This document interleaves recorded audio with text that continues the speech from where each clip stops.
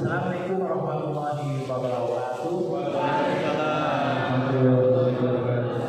Alhamdulillah wassalatu wassalamu ala asyrofil anbiya'i wal mursalin sayyidina wa habibina wa maulana Muhammadin wa alihi wa sahbihi ajmain.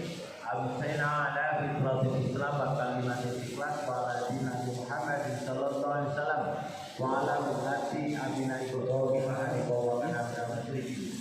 Allah Ta'ala Kami ma'udhu billahi minasyaitonir rajim. Subhanalladzi asra bi 'abdihi lailan minal masjidil haram ila masjidil aqsa ma'awalahu linuriyadu min ayatina innahu was-sami'ul basir.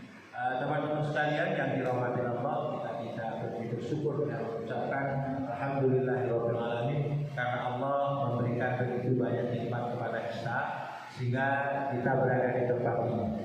Mudah-mudahan yang kita semuanya ikhlas karena Allah, bukan dipaksa oleh kehendak, bukan dipaksa oleh yang lain, sehingga apa yang kita lakukan ini merupakan ibadah kepadanya sehingga nanti berpahala dan kemudian timbangan kita di Allah nanti. Shalawat dan salam yang kita mengucapkan Allahumma shalli ala sayyidina Muhammad wa ala ali sayyidina Muhammad. Mudah-mudahan sholawat ini berkahnya kepada baginda Nabi, kepada Rasulullah dan keluarganya, lalu kemudian kepada para sahabat, para mujahid-mujahidah penegak Islam, dan insyaallah kepada kita selaku umatnya yang senantiasa menjaga sunnah-sunnahnya secara konsisten dan komitmen sampai yang terakhir. Dan hari ini kita akan bersama-sama melihat Isra Mi'raj ya, supaya kita memahami, kita mengerti tentang Isra Mi'raj, peristiwa yang sangat luar biasa sebagai titik balik perjuangan bagi Nabi besar Muhammad SAW. Jadi Isra Mi'raj itu sering kita dengar dan memang para ulama menerjemahkan juga bermacam-macam, sehingga tapi semuanya adalah demi kebaikan.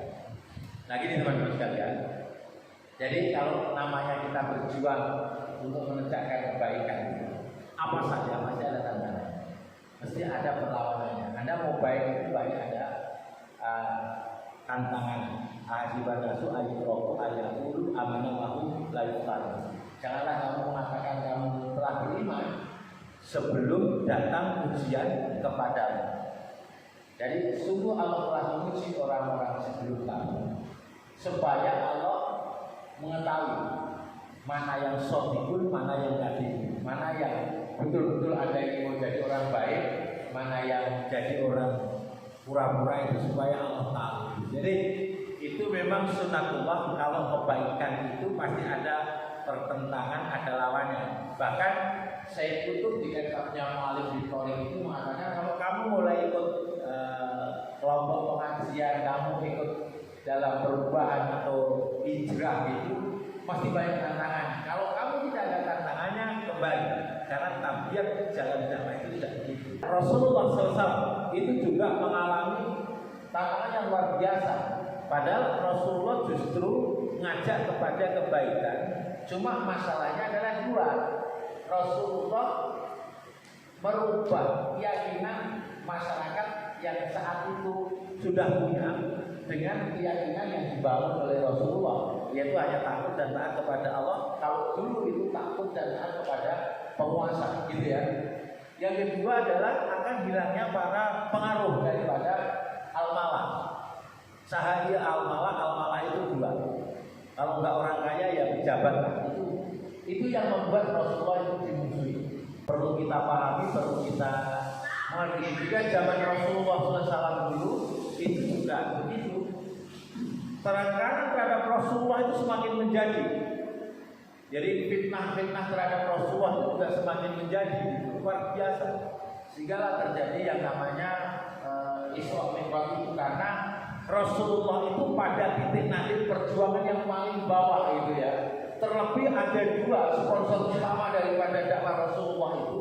Yang pertama adalah Abu Thalib. Abu Thalib ini paman Nabi itu mensupport luar biasa terhadap dakwah gitu ya. Yang kedua adalah Khadijah binti Khuwailid, istri beliau, karena Khuwailid itu termasuk keluarga yang terhormat. Ini juga meninggal, sehingga pressure tekanan terhadap Rasulullah itu semakin luar biasa. Sehingga pada saat itu Rasulullah sampai diisolasi.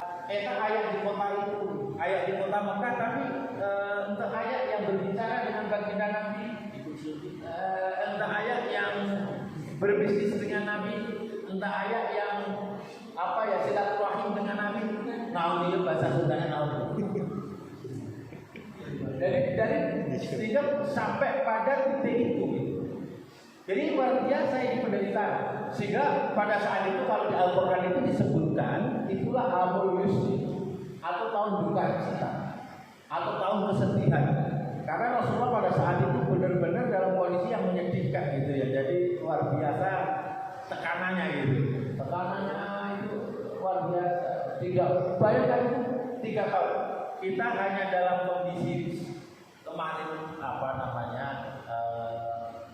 kondisi COVID 1 tahun aja sudah luar biasa, apalagi ini kondisinya sampai 3 tahun dibuka. Nah, kalau kita itu hidup kadang-kadang dalam kondisi yang sangat terjepit seperti itu, biasanya pertolongan Allah akan tiba. Sama. Jadi Isra Mi'raj ini salah satu pertolongan Allah kepada baginda Nabi untuk memberikan spiritual baru, semangat baru. Karena apa yang dilakukan Rasulullah SAW pada saat itu tidak masuk akal pada orang-orang yang ada pada saat itu. Jadi itu tidak masuk akal karena memang coba bayangkan Mekah Masjidil Aqsa itu jaraknya 1480 sekian atau dibilang 1500. Kalau perjalanan naik kota itu selama 40 hari. Tetapi Rasulullah itu melaksanakan bukan 1 malam. Lailan di situ adalah seperbagian malam lah begitu, karena sore pada Isya itu Rasulullah masih tidur di tempat tidurnya dan habis subuh itu juga bangun dari tempat tidurnya. Oleh sebab itu teman-teman sekalian, ini sikap orang pada saat itu ada 3, terpecah kepada 3. Yang pertama adalah orang yang menolak sama sekali terhadap peristiwa itu. Itu orang kafir Quraisy dan temannya ya. Jadi langsung menolak begitu ada kisah tentang Rasulullah berjalan dari Masjidil Haram ke Masjidil Aqsa di Palestina. Tidak sampai 1 malam pulang balik, langsung ngomong semakin kelihatan Muhammad bohongnya, semakin kelihatan Muhammad gilanya gitu. Sama kalau Anda diceritakan surga dan neraka, kebahagiaan tanpa uang itu pasti ada juga yang menolak. Sama juga. Saat itu juga menolak gitu ya. Udah mungkin nanti cara menolak orang tidak masuk akal. Tetapi nanti ada juga orang-orang kabilah ya. Kelompok pedagang Quraisy itu pas Rasulullah singgah ketemu di jalan gitu ya. Tetapi dia dikasih tahu oleh kabilah karena Rasulullah itu pas perjalanan sepertiga di sebuah tempat lalu kemudian ketemu kabilah Quraisy. Kalau ketemu Rasulullah, begitu kabilah Quraisy itu menguatkan bahwa benar kok aku jam sekian di tengah ini saya ketemu Muhammad. Begitu. Apa kata orang yang tidak percaya? Kamu sudah terkenal model sihir Muhammad. Ya namanya orang tidak percaya, mau dikasih tahu, mau kasih alasan, mereka tetap tidak percaya. Yang kedua adalah orang yang ragu-ragu. Kenapa ragu-ragu? Muhammad ini adalah al-amin, orang yang tidak pernah bohong selama hidupnya, sehingga dia kita katakan sebagai al-amin, sebuah gelar yang belum pernah disamatkan kepada siapapun kecuali kepada baginda Nabi. Tetapi perjalanan dari Mekah ke Masjidil Aqsa dalam waktu 1 malam itu juga tidak masuk akal mereka, makanya ragu-ragu antara iya dan tidak. Paham ya? Itu kelompok kedua. Lalu yang kelompok 3 itu termasuk kelompoknya Abu Bakar. Waktu itu orang Quraisy itu sebetulnya maksudnya adalah untuk mempengaruhi Abu Bakar jangan beriman lagi kepada Muhammad gitu ya, Rasulullah. Lalu ditanyakan, baik Abu Bakar, percayakah kamu kalau Rasulullah Muhammad itu berjalan dari Masjidil Haram ke Masjidil Aqsa dalam waktu tidak sampai 1 malam? Apa jawab Abu Bakar? Jangankan itu, beliau cerita yang lebih daripada itu pun saya akan percaya. Makanya kemudian Abu Bakar dinamakan Abu Bakar As-Siddiq, yang membenarkan begitu. Jadi sebetulnya ini pelajaran bagi kita tentang Islam itu pasti sebagian di antara kita banyak yang tidak percaya Ada yang sebagian tidak percaya, lalu ada yang ragu-ragu, lalu ada yang percaya 100%.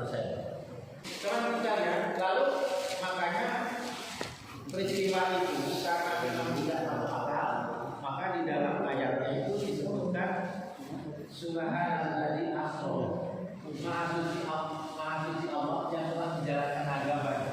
Karena tidak masuk akal, maka dikasih awalnya dengan menyebutkan keistimewaan, salah satu keistimewaan daripada Allah, Maha suci Allah, Subhanalladzi asra, yang telah menjalankan.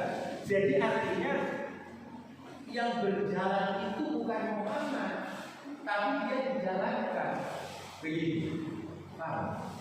Jadi kalau ada bangkong kayak bangkong di situ, terus masuk di kantong kita, kantong api, terus api naik mobil sampai ke Jakarta, lalu sampai di Jakarta api balikkan dia, itu terus bangkong ini cerita, api mah habis jalan dari Jakarta. Mungkin bangkongnya lain juga tidak percaya. Tapi kalau api mah itu numpang di kantongnya saya, itu ya terlalu itu baru mungkin itu masuk akal. Maka nggak mungkin bangkong ke Jakarta lompat begitu satu hari nyampe, apalagi pulang balik. Ya tidak mungkin. Tetapi kalau dia numpang di mobil saya atau masuk di kantong saya, bangkong dia, ya pasti akan bisa terjadi itu. Dengan saya pakai mobil saya, pakai tol dan seterusnya, insya Allah itu bisa terwujud. Sama sebenarnya itu. Karena dia bi'abdihi, arqasna bi'abdi itu hambanya. Sehingga para ulama ada yang mengatakan yang Isra Mi'raj itu hanya rohnya saja. Tidak, karena abdi itu ya kayak roh, kayak jasad dia. Namanya abdi itu mesti dua gitu ya. Kalau udah roh ya jasad. Sebenarnya perpaduan antara jasad dan roh. Apalagi tadi sempat ketemu daripada kabilah Arab itu. Laila itu artosna adalah sepenggal malam, bukan satu malam penuh. Lail kalau lail itu dari maghrib sampai subuh. Laila itu artosna sepenggal malam. Mungkin itu cepat nyampe sana juga. Kalau bisa, bahkan lebih cepat daripada kecepatan cahaya. Itu cepat sekali begitu. Minal Masjidil Haram ila Masjidil Aqsa, dari Masjidil Haram ke Masjidil Aqsa. Ini Rasulullah diisrokan itu dari masjid ke masjid. Ini harusnya kenal dari sebetulnya sebelum kita di-mi'rajkan itu perbaiki hubungan kamu di antara sesama manusia itu maknanya. Ya perbaikilah. Jadi ada baik hubungannya dengan Allah, tapi hubungan nasnya jelek itu juga tidak ada artinya. Karena manusia itu baiknya itu ya dan sama manusia. Nah yang membuat Anda jelek itu ada hati Anda, bukan fisik Anda. Ketika kita sudah merasa paling pintar, paling bisa, bahkan kita merasa lebih hebat daripada yang lain, akhirnya kelompok iblis itu. Jadi iblis itu termasuk ahli ibadah, iblis itu adalah ahli ilmu, tapi ketika disuruh sujud kepada Nabi Adam, dia mengatakan karena saya ilmu, saya lebih baik dari dia, maka dia lah dilaknat oleh Allah Subhanahu wa taala. Makanya hilangkan itu. Dan itulah yang membuat kita tidak baik. Makanya itu dari masjid ke masjid datang gitu ya.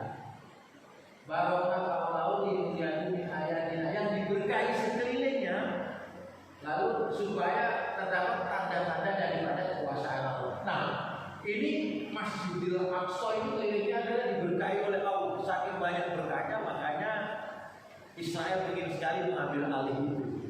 Makanya teman-teman sekalian, kalau orang Palestina itu karena diberkahi, alhamdulillah yang lahir dari perutnya orang Palestina itu semuanya menjadi berkahi, menghafal Al-Quran, yang siap membela agama.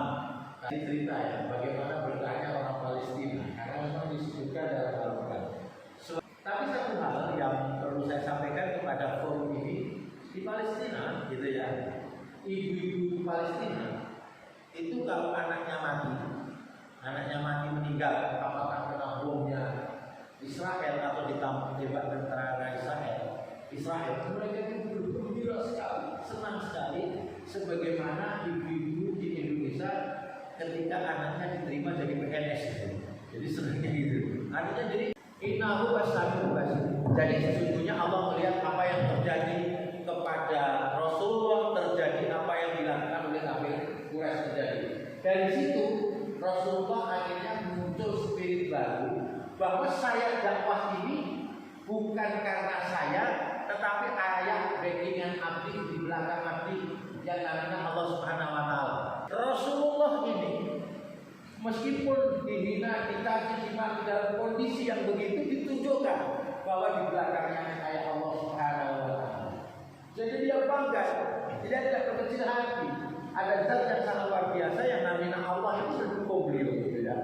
Jadi makanya dia akan jadi bangga kita, saudara. Jadi meskipun dalam keadaan susah, dalam keadaan tertekan, beliau bangkit lagi, semangat kembali, gitu ya, untuk berjuang lagi.